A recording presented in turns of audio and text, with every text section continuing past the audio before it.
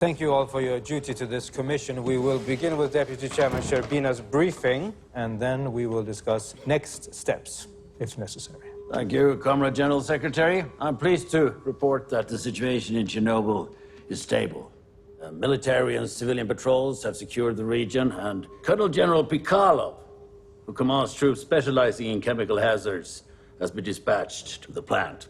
In terms of radiation, Plant Director Bricano reports no more than 3.6 Röntgen. I'm told it's the equivalent of a chest X-ray, so if you're overdue for a checkup... And foreign press? Totally unaware. KGB First Deputy Chairman Sharkov assures me that we have successfully protected our security interests. Good. Very good. Well, it seems like it's well in hand, so... If there is nothing else, meeting adjourned. No. Pardon me? We can't adjourn. This is Professor Legasov of the Kurchatov Institute. Professor, if you have any concerns, feel free to address them with me later. I can't. I'm sorry. I'm so sorry.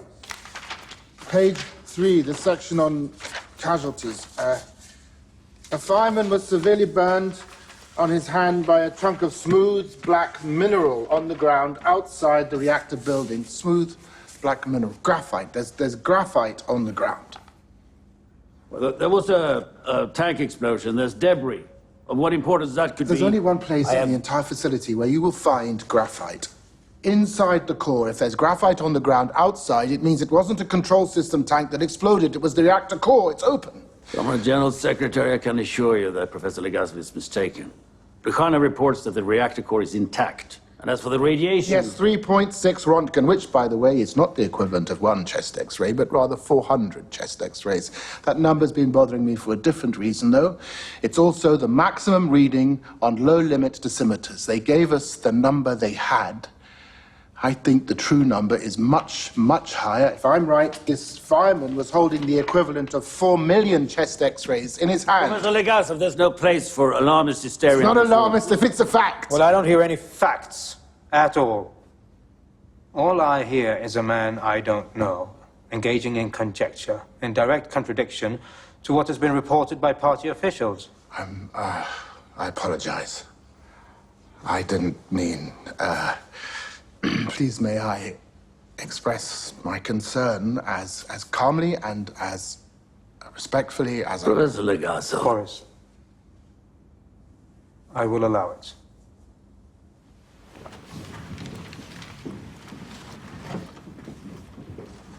An RBMK reactor uses uranium-235 as fuel.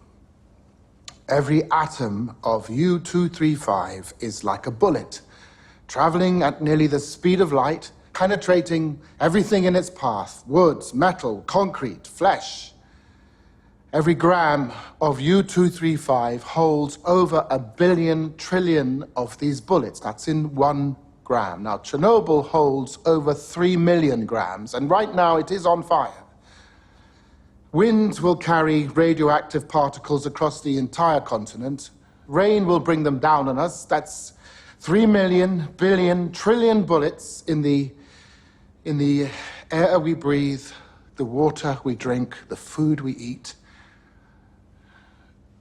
Most of these bullets will not stop firing for 100 years. Some of them not for 50,000 years.